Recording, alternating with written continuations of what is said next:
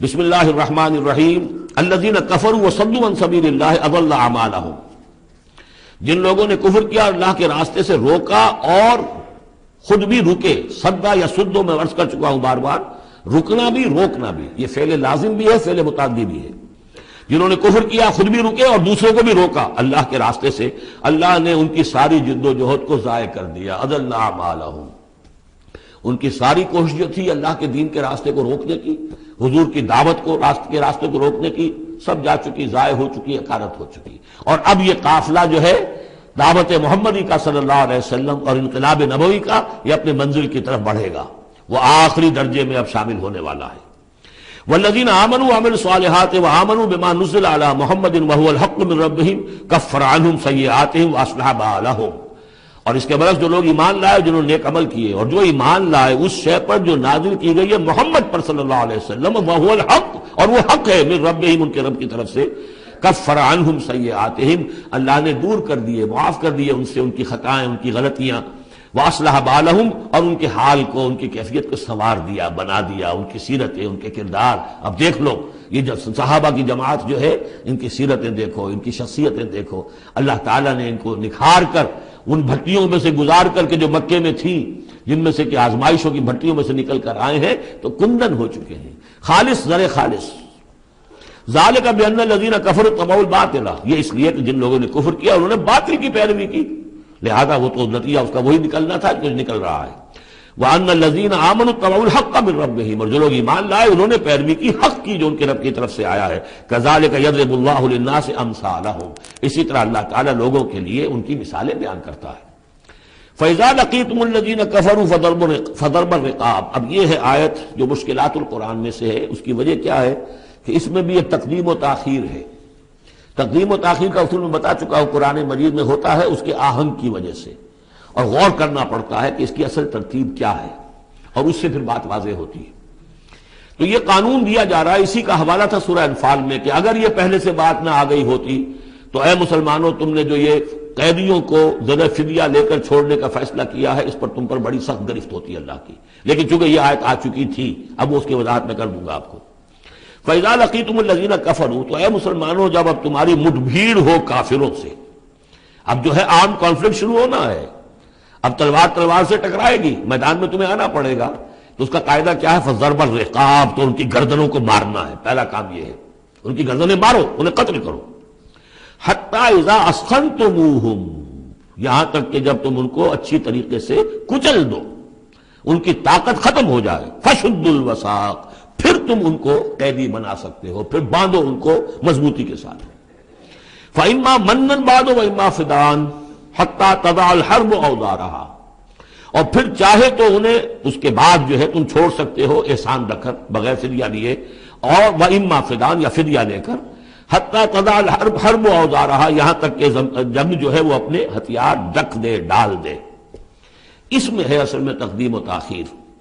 یہ پہلے ہے حَتَّى إِذَا أَسْخَنْتُمُوهُمْ فَشُدُّوا الْوَثَاقَ حَتَّى تَضَعَ الْحَرْبُ أَوْزَارَهَا فَإِمَّا مَنًّا بَعْدُ وَإِمَّا فِدَاءً، یعنی یہ کہ جب تمہارا مقابلہ کافروں سے ہو تو پہلے مرحلہ یہ ہے کہ ان کی گردنیں مارو، پھر جب ان کی قوت کچھ نہیں جائے پھر تم انہیں قیدی بنا سکتے ہو، جب تک کہ جنگ اپنے ہتھیار بالکل رکھ دے.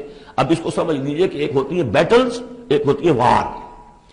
بدر جنگ تھی لیکن بیٹل کی نوعیت کی تھی، وار تو 6 سال تک چلنی ہے.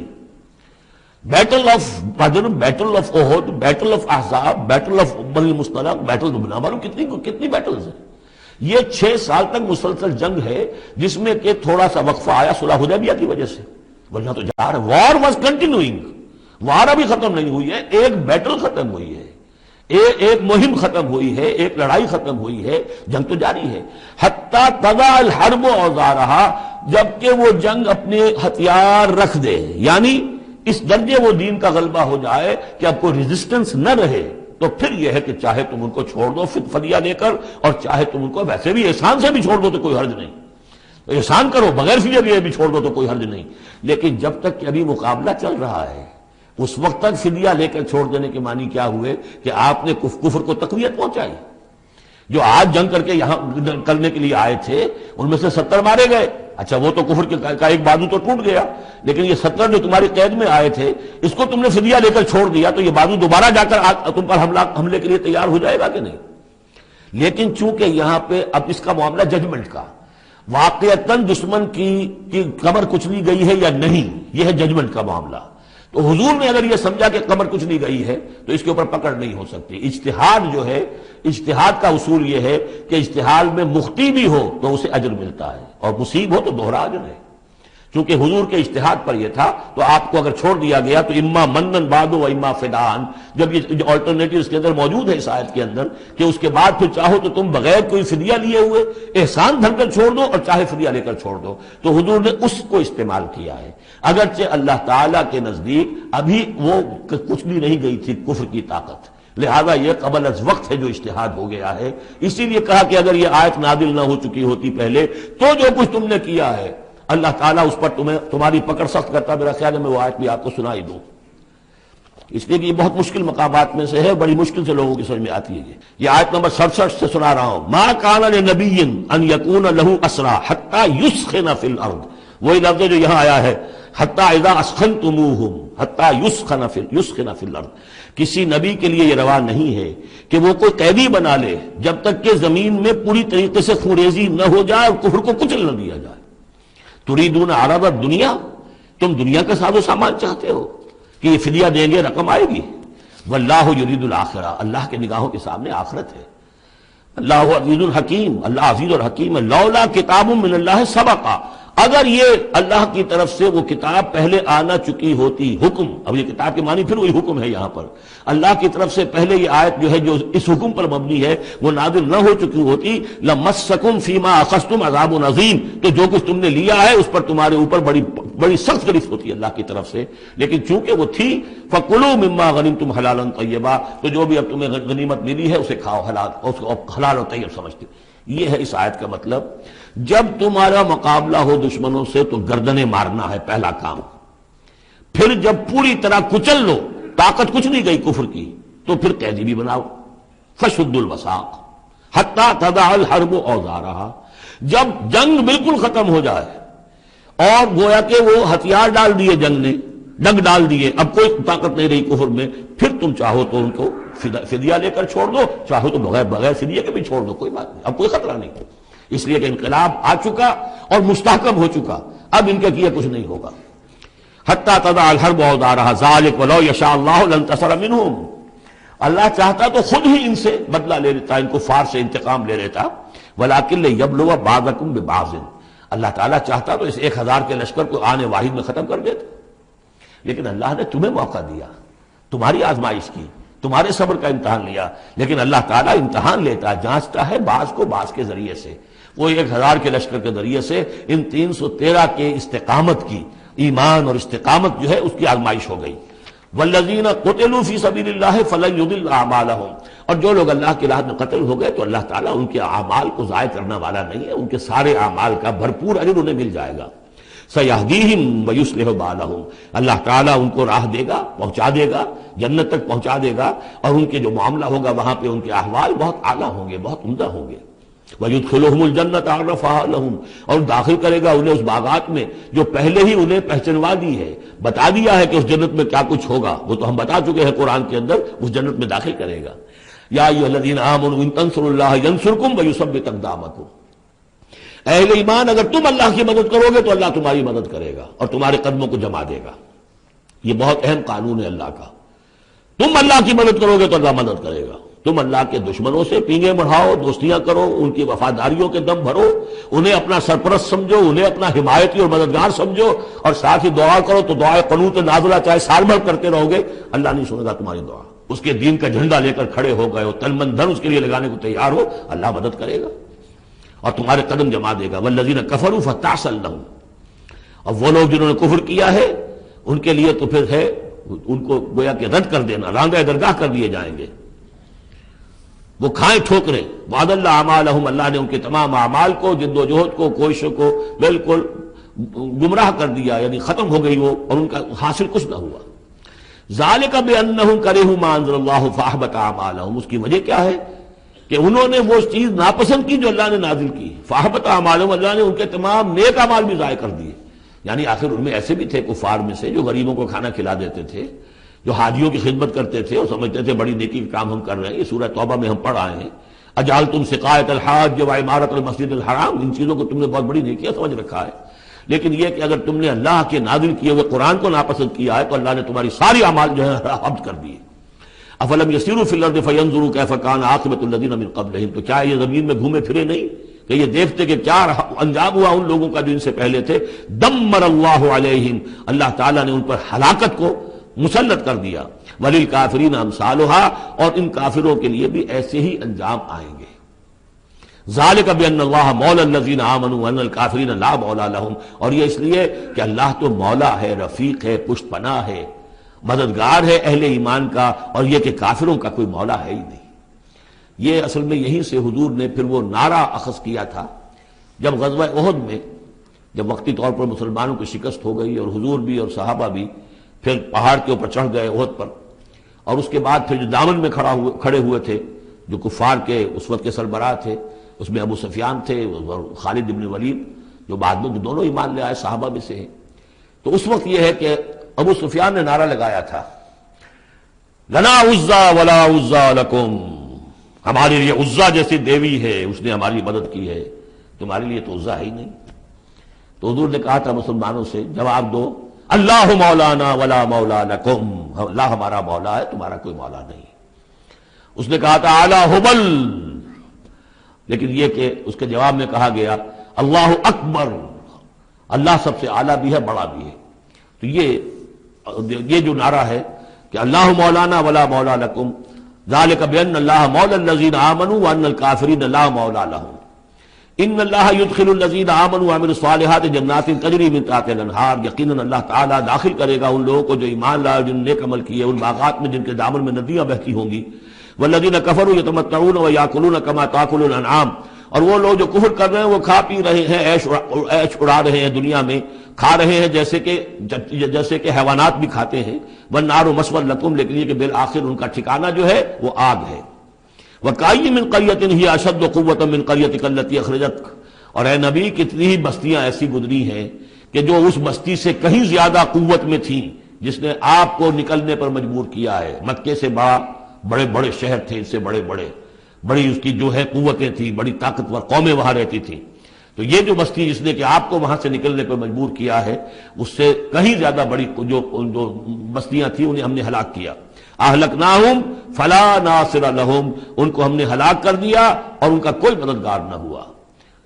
افمن کان علی بینۃ من ربہ کمن زین لہ سوء عملہ، تو بھلا وہ شخص جو اپنے رب کی طرف سے بینہ پر ہے، اس کی سرشت اور اس کی فطرت نیک ہے، اور پھر یہ کہ اس کو اللہ تعالیٰ نے جو ہدایت دی ہے وہ اس پر قائم ہے، کمن زین لہ سوء عملہ، کیا وہ اس جیسا ہو جائے گا کہ جس کے اعمال اس کے لیے مزین کر دیے گئے ہیں، برے اعمال اس کے، لیکن اسے محسوس ہوتا ہے کہ بڑے شاندار میرے اعمال ہیں، میری تہذیب، طریقتکم المثلی، تمہارا کلچر بہت اعلیٰ کلچر، مثالی کلچر، واتبعوا اہواءہم، اور انہوں نے پیروی کی ہے اپنی خواہشات کی۔ ان دونوں میں ظاہر بات ہے کوئی مساوات نہیں ہو سکتی۔ وہ جو اللہ کی طرف سے بینہ پر ہے وہ کامیاب ہونے والے ہیں، اور یہ لوگ جو اپنی خواہشات کی پیروی کر رہے ہیں ناکام ہونے والے ہیں۔ مثل الجنۃ التی وعد المتقون فیہا انہار من ماء غیر آسن وانہار من لبن لم یتغیر طعمہ وانہار من خمر لذۃ للشاربین وانہار من عسل مصفی ولہم فیہا من کل الثمرات ومغفرۃ من ربہم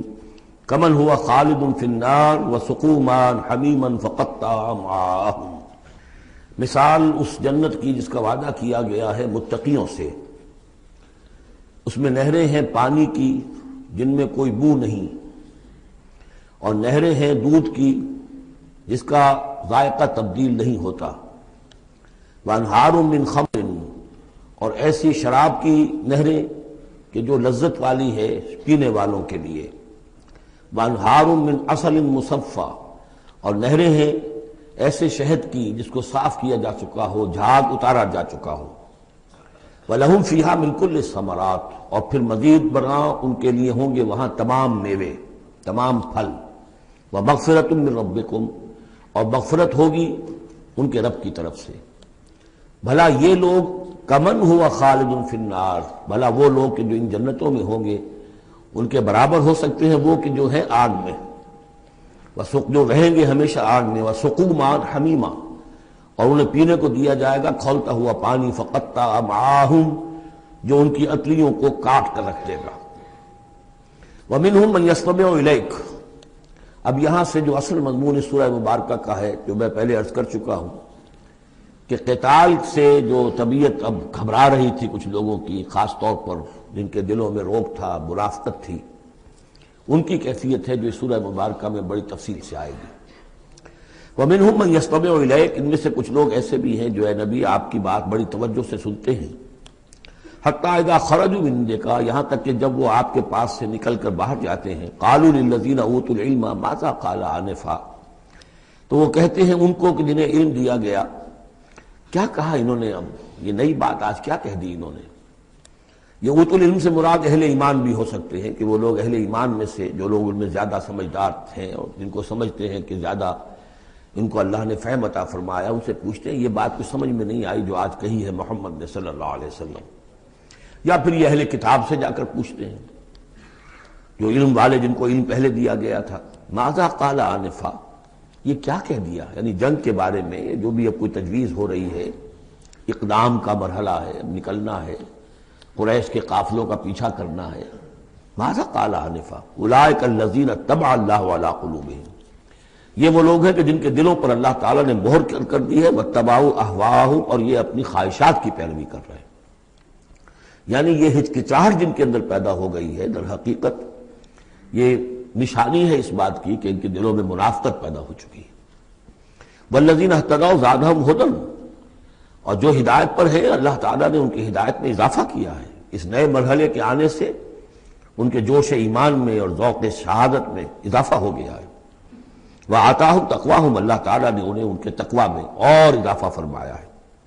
فہل ینظرون الا الساعۃ ان تأتیہم بغتۃ، تو یہ کس چیز کے منتظر ہے سوائے قیامت کے کہ وہ آ دھمکے ان پر اچانک۔ فقط جاء اشراطھا، اس کی علامتیں تو آ چکی ہیں، یعنی قیامت کی سب سے بڑی علامت جو ہے وہ در حقیقت حضور صلی اللہ علیہ وسلم کی بعثت ہے، جو کہ آپ آخری رسول ہیں، اور آپ نے فرمایا بھی ہے کہ بعثت انا والساعۃ کہاتین، دونوں انگلیوں کو آپ نے جوڑا، میں اور قیامت اس طریقے سے جڑے ہوئے، اب میرے بعد کوئی اور نبی نہیں، انا آخر المرسلین وانتم آخر الامم، میں آخری رسول ہوں تم آخری امت ہو، تو اب آپ کی بات تو قیامت ہی آنی ہے۔ فَأَنَّىٰ لَهُمْ إِذَا جَاءَتْهُمْ ذِكْرَاهُمْ، تو جب وہ آ جائے گی ان پر دھمک آ جائے گی، آ دھمکے گی، تو پھر اس وقت ان کا یاد کرنا یا نصیحت اخذ کرنا یا سبق حاصل کرنا ان کے کس کام کا ہو۔ فَاعْلَمْ أَنَّهُ لَا إِلَٰهَ إِلَّا اللَّهُ وَاسْتَغْفِرْ لِذَنبِكَ، بس جان لو کہ اللہ کے سوا کوئی معبود نہیں، اور اپنی خطاؤں کے لیے اللہ سے استغفار کرو۔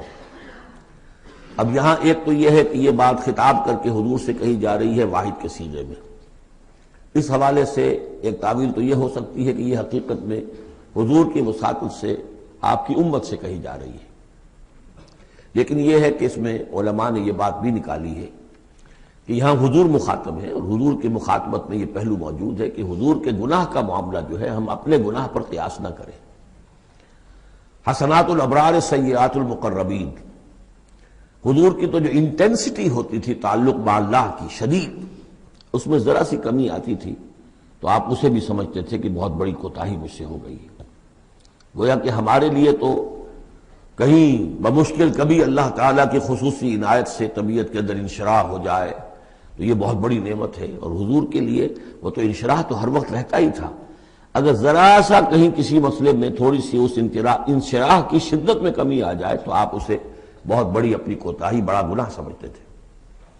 ویسے میری ایک ذاتی رائے بھی ہے، وہ میں اگلی صورت میں آ کر اس بات کو پورے طور سے واضح کروں گا کہ یہاں حضور کی خطا سے مراد یہ ہے کہ جو بھی اس جد و جہد میں کہیں کوئی کوتاہی رہ گئی ہے، اور وہ کوتاہی اگر دوسرے مسلمانوں سے ہوئی ہے، تب بھی جیسا کہ آپ کو معلوم ہے کہ جنگ اگرچہ سب مل کر لڑتے ہیں، سپاہی بھی لڑتا ہے، لیکن یہ کہ صحرا بنتا ہے تو جو کمانڈر ہوتا ہے، سپہ سالار ہوتا ہے، فتح اس کے کھاتے میں جاتی ہے۔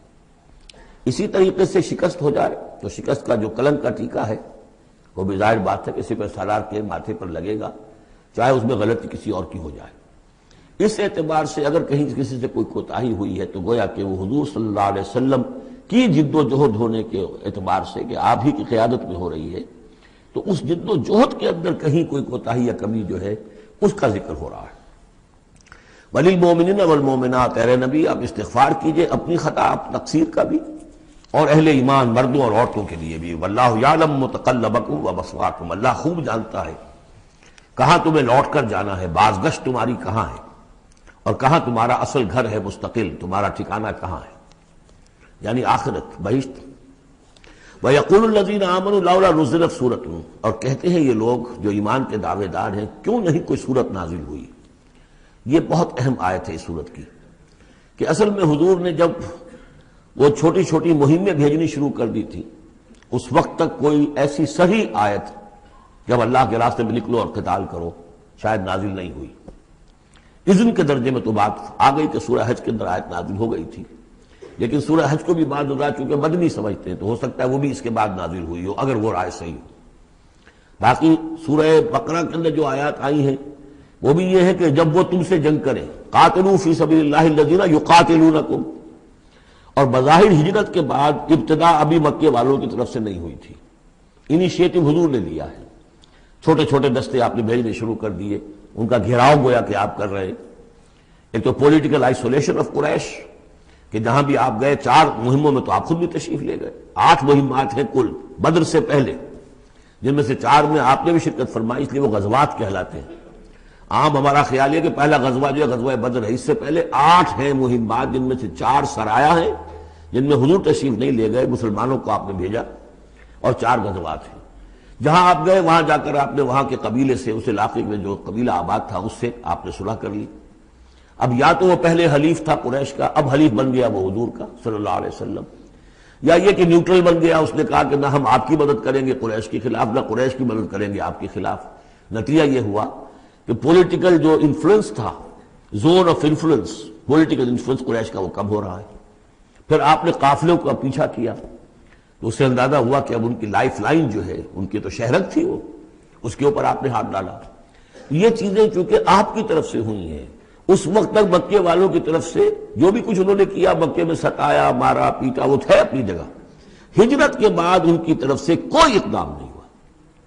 اس پر یہ لوگ جو تھے، جو ذرا اس جنگ وغیرہ سے اور اس معاملے سے اوپرا رہے تھے، تو ان کو ایک دلیل ملی ہوئی تھی، وہ کہتے تھے لولا نزلت سورۃ، کیوں نہیں کوئی سورت نازل ہو جاتی۔ یہ تو محمد صلی اللہ علیہ وسلم نے خود ہی اپنا ایک سلسلہ شروع کر دیا ہے اپنی ذاتی رائے سے۔ ان کا خیال ہوگا جیسے کوئی مہم جو انسان ہوتا ہے، تو شاید اسی طریقے سے اب یہ جو ہے مہم جو انسان بن گئے۔ لولا نزلت سورۃ فاذا انزلت سورۃ محکمۃ، پھر جب ایک محکم سورت نازل کر دی گئی، وذکر فیہا القتال، اور اس میں قتال کا حکم آ گیا۔ رأیت الذین فی قلوبہم مرض، تو اب تم دیکھو گے ان لوگوں کو کہ جن کے دلوں میں روگ ہے، ینظرون الیک نظر المغشی علیہ من الموت، اب آپ کی طرف ایسے دیکھیں گے جیسے وہ شخص دیکھتا ہے جس پر موت کی غشی طاری ہو رہی ہوتی ہے۔ دلیل ان کی ختم ہو گئی۔ اب وہ کہتے تھے کہ آیت اترے، کو قرآن نازل ہو جس سے معلوم ہو کہ اب قتال ہے، یہ اللہ کا حکم ہے۔ اسی لیے اسی آیت میں جو لفظ قتال آیا ہے، اسی کے حوالے سے اس سورت کا نام سورہ قتال بھی ہے۔ فَإِذَا أُنزِلَتْ سُورَةٌ مُحْكَمَةٌ وَذُكِرَ فِيهَا الْقِتَالُ رَأَيْتَ الَّذِينَ فِي قُلُوبِهِم مَّرَضٌ يَنظُرُونَ إِلَيْكَ نَظَرَ الْمَغْشِيِّ عَلَيْهِ مِنَ الْمَوْتِ فَأَوْلَىٰ لَهُمْ، تو افسوس ہے ان پر، بربادی ہے ان کے لیے۔ طاعۃ وقول معروف، دیکھو ایمان لائے ہو، ایمان کا دعویٰ کر رہے ہو تو اطاعت لازم ہے تم پر، طاعۃ وقول معروف، ہاں کوئی مشورہ دینا ہے، بھلی بات کہنی ہے، کوئی حرج نہیں ہے، مشورہ دے سکتے ہو، اچھی بات کہہ سکتے ہو، لیکن اطاعت کرنی پڑے گی۔ فَإِذَا عَزَمَ الْأَمْرُ، مشورے کے بعد جب فیصلہ ہو جائے، ایک بات طے ہو جائے، فَلَوْ صَدَقُوا اللَّهَ لَكَانَ خَيْرًا لَهُمْ، تو اب اگر انہوں نے جو وعدہ اللہ سے کیا ہوا تھا اور جو میثاق ایمان ان کا ہے، اس کو اگر یہ سچا کریں گے، ثابت ہوں گے سچے، تبھی ان کی خیریت ہے، تبھی ان کے لیے بہتری ہے۔ فَهَلْ عَصَيْتُمْ إِن تَوَلَّيْتُمْ أَن تُفْسِدُوا فِي الْأَرْضِ وَتُقَطِّعُوا أَرْحَامَكُمْ۔ اس آیت کے 2 ترجمے کیے گئے ہیں، پہلے میں وہ ترجمہ کر رہا ہوں کہ جو شیخ الہند کا بھی ہے اور مجھے اسی سے اتفاق ہے، کہ تم ذرا سوچو، اگر جس حال میں اس وقت تم ہو، اگر تمہیں حکومت مل جائے، تم والی بن جاؤ، تمہیں یہاں اقتدار مل جائے اس جزیرہ نما عرب میں، تو تمہاری ابھی چونکہ پوری تربیت نہیں ہوئی ہے، خاص طور پر ظاہر بات ہے کہ جو انصار مدینہ تھے ابھی ایمان لائے تھے، ان کی تربیت تو نہیں ہوئی، ان میں ایک بڑی تعداد ایسے لوگوں کی بھی شامل تھی، آپ کو معلوم ہے کہ جو منافق تھے۔ آخر غزوہ احد میں 1/3 نفری جو ہے وہ نکل کر چلی گئی تھی، تو معلوم ہوا کہ اس میں اتنی بڑی تعداد میں منافق بھی تھے۔ اگر اس حال میں تمہیں کہیں حکومت مل جائے تو تم کیا کرو گے؟ تفسدوا فی الارض، زمین میں فساد مچاؤ گے، وتقطعوا ارحامکم، اور اپنے رحمی رشتے کاٹو گے۔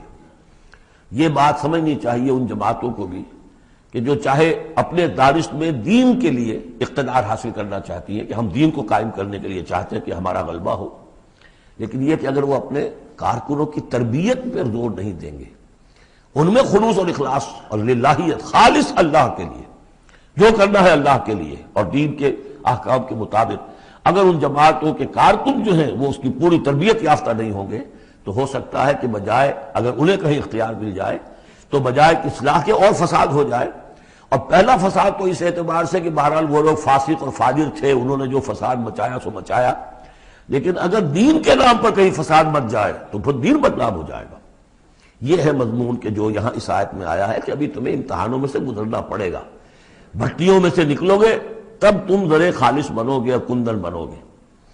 ایک ترجمہ یہ کیا گیا ہے ان تولیتم، مطلب اگر تم منہ موڑ لو گے، قتال نہیں کرو گے تو اس کا نتیجہ یہ نکلے گا کہ زمین میں فساد ہوگا اور تم اپنے رحمی رشتے قطع کرو گے۔ لیکن میرے نزدیک پہلا مضمون، یہ ترجمہ میں آپ کو پڑھ کر سنا رہا ہوں، شیخ الہند کا ہے۔ پھر تم سے یہ بھی توقع ہے کہ اگر تم کو حکومت مل جائے تو خرابی ڈالو ملک میں اور قطع کرو اپنی قرابتیں۔ مجھے اسی سے اتفاق ہے۔ اولئک الذین لعنہم اللہ فاصمہم واعمی ابصارہم، یہ وہ لوگ ہیں کہ جن پر اللہ تعالیٰ نے لعنت کی ہے اور انہیں بہرا بھی کر دیا ہے اور ان کی نگاہوں کو اندھا کر دیا ہے۔ افلا یتدبرون القرآن ام علی قلوب اقفالها، کیا یہ قرآن پر تدبر نہیں کرتے؟ قرآن پر تدبر کریں، اس کے بین السطور بھی تو پڑھیں۔ غلبہ دین کی جد و جہد میں یہ سارے مراحل آنے والے ہیں، یہ تو ان سے پہلے کہہ دیا گیا تھا، سورہ عنکبوت میں آ چکا تھا۔ احسب الناس ان یترکوا ان یقولوا آمنا وهم لا یفتنون، کیا لوگوں نے یہ سمجھا تھا کہ صرف یہ کہنے سے کہ ہم ایمان لائے انہیں چھوڑ دیا جائے گا اور بخش دیا جائے گا اور انہیں آزمایا نہیں جائے گا؟ وَلَقَدْ فَتَنَّا الَّذِينَ مِن قَبْلِهِمْ فَلَيَعْلَمَنَّ اللَّهُ الَّذِينَ صَدَقُوا وَلَيَعْلَمَنَّ الْكَاذِبِينَ، ہم نے تو ہمیشہ جو بھی ان سے پہلے تھے ان کو بھی آزمایا ہے، اور اللہ تو صاف کھول دے گا، واضح کر دے گا کہ کون حقیقت میں سچے مومن ہیں اور کون جھوٹ موٹ کے مومن بنے ہوئے ہیں۔ اور اسی صورت میں آگے بھی آ گیا فَلَيَعْلَمَنَّ اللَّهُ الَّذِينَ آمَنُوا وَلَيَعْلَمَنَّ الْمُنَافِقِينَ، اللہ تو بالکل دودھ کا دودھ پانی کا پانی جدا کر دے گا کہ اللہ تعالیٰ کھول دے گا کہ کون واقعی مومن اور کون منافق ہے۔ تو کیا یہ لوگ قرآن پر تدبر نہیں کرتے یا ان کے دلوں پر قفل پڑ چکے ہیں؟ ان الذین ارتدوا علی ادبارہم من بعد ما تبین لہم الہدی، یقیناً وہ لوگ جو اپنی پیٹھوں کے بل مڑ جائیں گے اس کے بعد کہ ان پر ہدایت واضح ہو چکی ہو۔ الشیطان سول لہم، شیطان نے در حقیقت ان کے لیے یہ مرحلہ ارتداد کا اور پیچھے مڑ جانے کا آسان کر دیا ہے۔ وَأَمْلَى لَهُمْ، اور ان کو بڑی طول عمل کے اندر پھنسا دیا ہے، لمبے لمبے ان کی امیدیں ہیں دنیا کے اندر۔ ظاہر بات ہے دنیا میں بڑے بڑے نقشے بنا رکھے ہیں، تو اب یہ میدان جنگ میں جاتے ہوئے تو انسان کترائے گا۔ ذَلِكَ بِأَنَّهُمْ قَالُوا لِلَّذِينَ كَرِهُوا مَا نَزَلَ اللَّهُ سَنُطِيعُكُمْ فِي بَعْضِ الْأَمْرِ، یہ اس لیے ہے کہ انہوں نے کہا ان لوگوں سے جنہیں ناپسند ہے وہ شے جو اللہ نے نازل کی۔ اللہ نے قرآن نازل کیا، یہ ناپسند کس کو تھا؟ قریش کو تھا، کفار کو اور یہود کو۔ تو یہ لوگ یہ ایمان تو لے آئے تھے، لیکن یہ کہ ان کے اندر وہ روگ تھا، دلوں میں وہ مرض تھا، وہ نفاق کی بیماری جڑ پکڑ چکی تھی۔ وہ یہ کہتے تھے ذالک بانہم قالوا للذین کرہوا ما نزل اللہ، جن لوگوں کو یہ اللہ کے اتاری ہوئی کتاب اور اللہ کے اتارے ہوئے احکام پسند نہیں آتے، ان سے جا کر ان کا سنطیعکم فی بعض الامر، تو دیکھیے ہم اگرچہ ایمان تو لے آئے ہیں، محمد کی بات تو ہمیں ماننی ہے، لیکن ہم آپ کی بھی اطاعت جاری رکھیں گے، کچھ چیزوں کے اندر آپ کی بات پر ہم عمل کریں گے، آپ کا حکم مانیں گے۔ آپ یہ نہ سمجھیے کہ ہم نے آپ سے اپنا رشتہ بالکل توڑ لیا۔ منافق اسی کو کہتے ہیں کہ جس نے دونوں کے ساتھ جوڑا رکھنے کی اپنے آپ کو کوشش کی۔ مذبذبین بین ذلک لا الہ الا ولا الہ الا، ان کے پاس جاتے تو کہتے ہیں، اہل ایمان کے پاس آتے تو کہتے ہیں ہم ایمان لے آمنا، وَإِذَا خَلَوْا إِلَىٰ شَيَاطِینِهِمْ قَالُوا إِنَّا مَعَكُمْ إِنَّمَا نَحْنُ مُسْتَهْزِئُونَ وَاللَّهُ يَعْلَمُ إِسْرَارَهُمْ، اور اللہ تعالیٰ کو خوب معلوم ہے جو کچھ کی یہ خفیہ باتیں کرتے ہیں جا کر۔ فَكَيْفَ إِذَا تَوَفَّتْهُمُ الْمَلَائِكَةُ يَضْرِبُونَ وُجُوهَهُمْ وَأَدْبَارَهُم، تو کیا حال ہوگا ان کا جب کہ ان کی جانیں قبض کریں گے فرشتے ان کے چہروں پر ضرب لگاتے ہوئے اور ان کی پیٹھوں کے اوپر ضرب لگاتے ہوئے. ذالک بانہم اتبعوا ما اسخط اللہ، یہ اس لیے کہ انہوں نے پیروی اس چیز کی جو اللہ کو ناپسند ہے. وکرہوا رضوانہ، اور ناپسند کیا انہوں نے اللہ کی رضا کو. فاحبط اعمالہم، تو اللہ نے ان کے سارے اعمال اکارت کر دیے، حبط کر دیے. یعنی اب تک انہوں نے حضور کے پیچھے نمازیں جو پڑھی ہیں اور جو بھی کوئی نیکیاں کی ہیں، اب جب مرحلہ آ گیا ہے قتال کا اور یہ جی چرا رہے ہیں، تو گویا کہ وہ سارے ان کے اب تک کے جو اعمال ہیں وہ حبط ہو جائیں گے. ام حسب الذین فی قلوبہم مرض ان لن یخرج اللہ اضغانہم، کیا سمجھا تھا ان لوگوں نے کہ جن کے دلوں میں یہ روگ ہے کہ اللہ تعالیٰ ان کے کھوٹ کو ظاہر نہیں کرے گا. وہ اپنے کھوٹ کو اندر جو نفاق کی بیماری لیے پھرتے ہیں اس کو چھپائے رکھ سکیں گے؟ انہوں نے یہ سمجھا تھا. اللہ تعالیٰ نے تو اسے واضح کرنا تھا. فَلَيَعْلَمَنَّ اللَّهُ الَّذِينَ آمَنُوا وَلَيَعْلَمَنَّ الْمُنَافِقِينَ. تو ام حسب الذین فی قلوبہم مرض ان لن یخرج اللہ اضغانہم، انہوں نے سمجھا تھا کہ اللہ تعالیٰ ان کے کھوٹ کو، دلوں کے کھوٹ کو علم نشرہ نہیں کر دے گا. وَلَوْ نَشَاءُ لَأَرَيْنَاكَهُمْ، اور اگر ہم چاہیں تو اے نبی آپ کو دکھا دیں کہ یہ ہیں وہ لوگ. فَلَعَرَفْتَهُمْ بِسِيمَاهُمْ، آپ ان کے چہروں سے انہیں خود ہی پہچان لیں گے. ظاہر بات ہے کہ ایک صادق الایمان شخص کا چہرہ اور ایک منافق کا چہرہ، انسان کے قلب کی کیفیت جو ہوتی ہے وہ تو چہرے کے اوپر جو ہے، face is the index of mind, ذہنی کیفیت جو ہے، قلب کی کیفیت جو چہرے پر ہوتی ہے. فَلَعَرَفْتَهُمْ، تو آپ پہچان ہی چکے ہیں انہیں ان کے چہروں سے. وَلَتَعْرِفَنَّهُمْ فِي لَحْنِ الْقَوْلِ، اور مزید آپ پہچان لیں گے انہیں ان کی گفتگو کے ڈھب سے، انداز سے. گفتگو میں بھی ظاہر بات ہے کچھ چاپلوسی کریں گے، کچھ ہیر پھیر ڈالیں گے. ایک مخلص آدمی کی گفتگو اور ایک اس طرح کے شخص کی گفتگو، زمین و آسمان کا فرق ہوتا ہے. وَاللَّهُ يَعْلَمُ أَعْمَالَكُمْ، اللہ تمہارے اعمال کو خوب جانتا ہے. وَلَنَبْلُوَنَّكُمْ حَتَّى نَعْلَمَ الْمُجَاهِدِينَ مِنكُمْ وَالصَّابِرِينَ، اور ہم تو لازماً آزمائیں گے تمہیں، یہاں تک کہ ہم، ترجمہ تو ہوگا ہم معلوم کر لیں، ہمیں علم ہو جائے.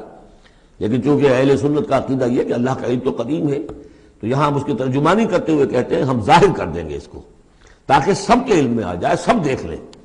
ہم آزمائیں گے تمہیں یہاں تک کہ سب دیکھ لیں کہ مجاہدین کون ہیں تم میں سے. حتیٰ نعلم المجاہدین منکم والصابرین، اور وہ جو صبر کرنے والے ہیں.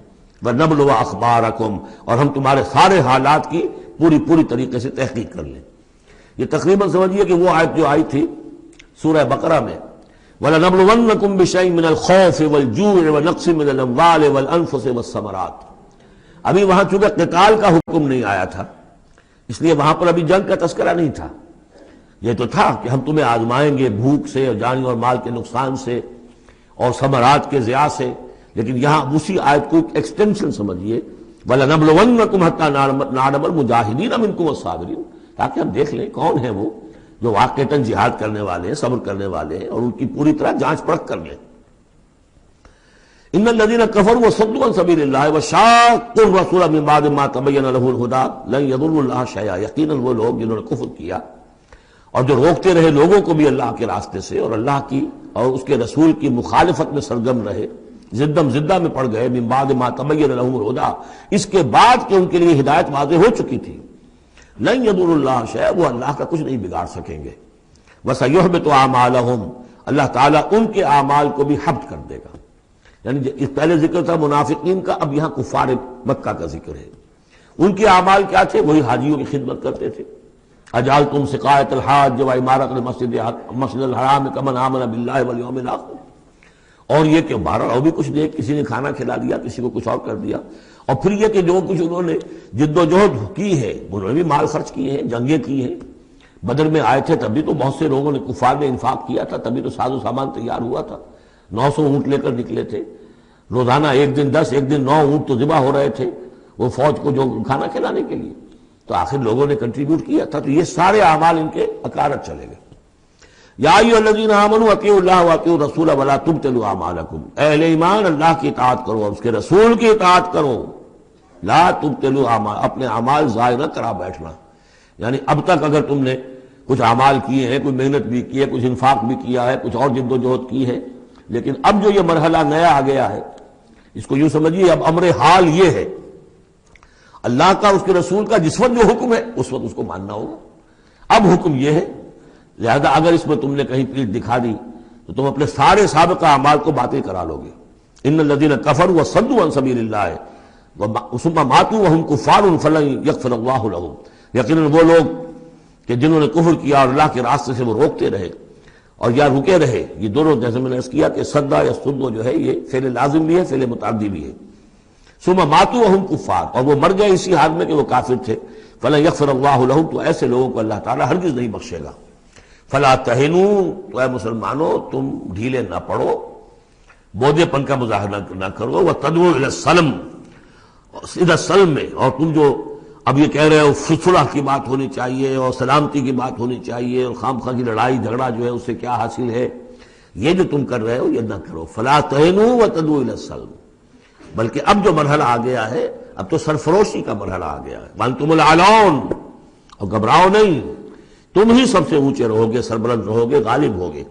واللہ معکم، اللہ تمہارے ساتھ ہے، اس کی مدد تمہارے شامل حال ہے۔ ولن یترکم اعمالکم، اللہ تعالیٰ تمہارے اعمال ضائع نہیں کرے گا۔ انما الحیات الدنیا لعب و لہو، یہ دنیا کی زندگی تو کھیل ہے اور کچھ جی کا بہلانا ہے، اس کے سوا کیا ہے؟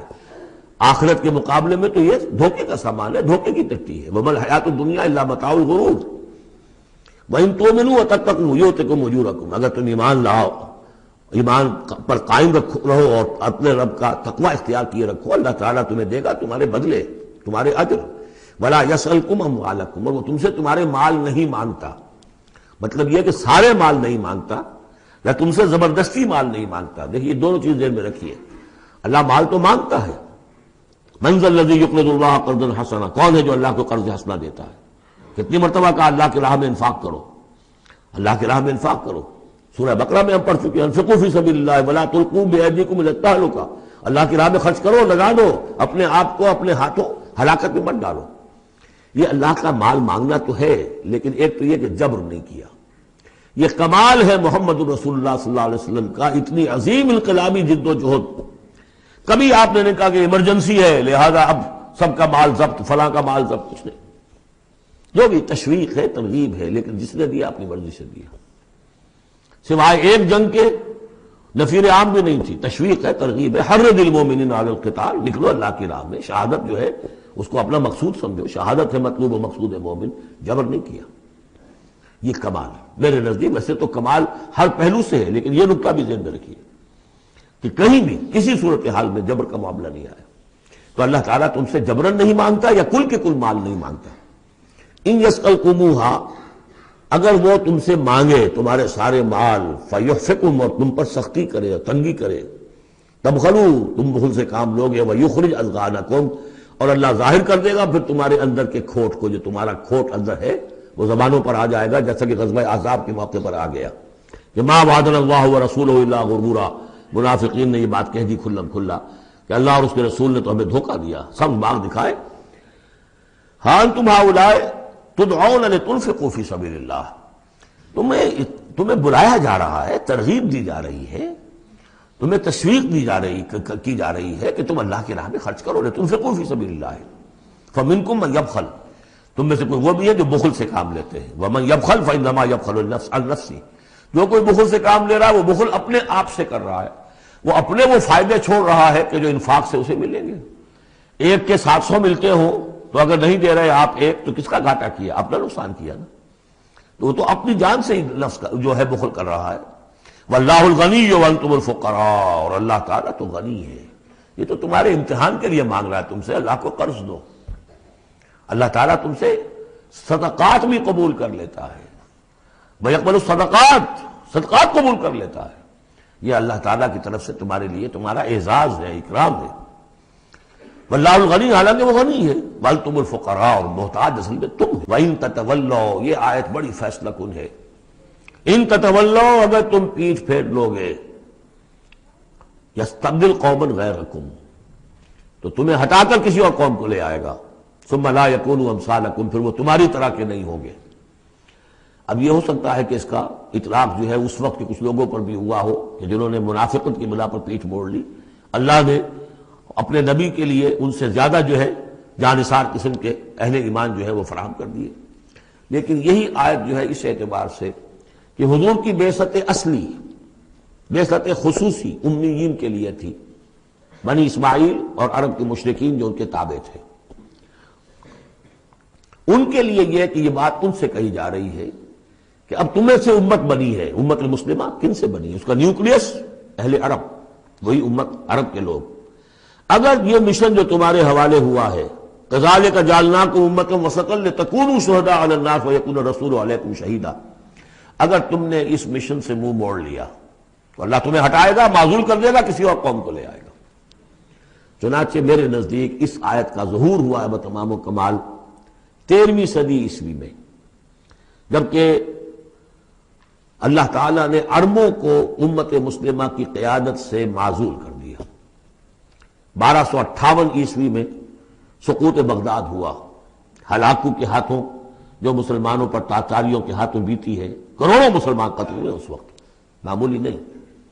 اور آخری خلیفہ بنو عباس کا اس کو کھینچ کر محل سے گھسیٹ کر باہر نکالا گیا، جانور کی ایک کھال میں لپیٹ کر تاتاریوں نے اپنے گھوڑوں کے سموں تلے اسے کچل دیا۔ وہ گویا کہ عربوں کا معزول ہونا تھا امت مسلمہ کی قیادت سے۔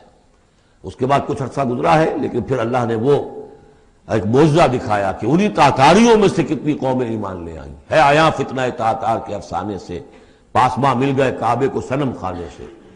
پھر وہی تاتاری تھے جن میں سے ترکان تیموری نکل آئے، ترکان صفوی نکل آئے، ترکان سلجوقی ان سے بھی پہلے آ چکے تھے، اور ترکان عثمانی، پھر گریٹ آٹومان امپائر، پھر خلافت بھی اللہ نے پھر وہاں منتقل کر دی۔ 400 برس پر خلافت جو ہے وہ بھی ترکان عثمانی کے پاس رہی۔